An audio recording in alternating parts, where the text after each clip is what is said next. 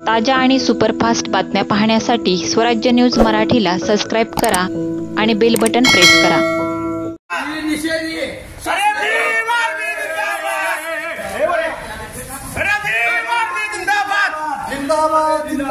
प्रशासनाला कळलं पाहिजे की आमचा समाज कोणत्या परिस्थितीमध्ये राहत आहे, किती घाट पाडल्यामध्ये।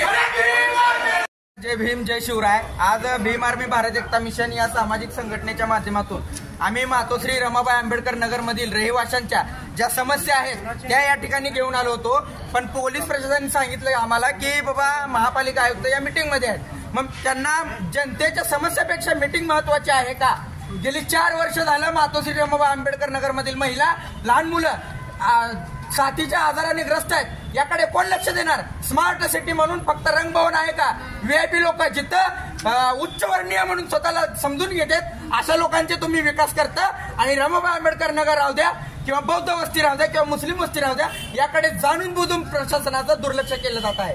जर अशा पद्धतीने प्रशासनाने दुर्लक्ष केलं तर त्यांना जा विचारण्यासाठी आज आम्ही आमच्या या महिला, आमची ही जनता कोणत्या परिस्थितीमध्ये राहत आहे याची जाणीव करून देण्यासाठी त्यांच्या गाडीवर आम्ही त्या नाल्यातील त्या ड्रेनेज मधील पाणी भरून आणून टाकलेलं आहे। कारण त्यांना या गोष्टीची जाणीव झाली पाहिजे की आमचा समाज आज कोणत्या अवस्थेमध्ये राहत आहे।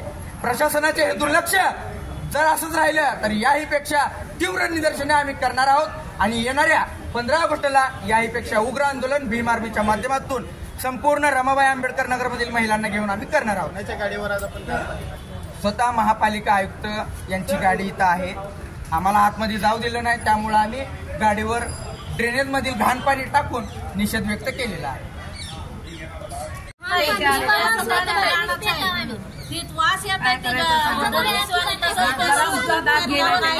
बरं, 1 मिनिट, एक जण बोला, कळत नाहीये मला। सांगा, हे जे घाण पाणी येते ते नळाचं येते का तुमच्या घरात पावसाचं येते? सांगा।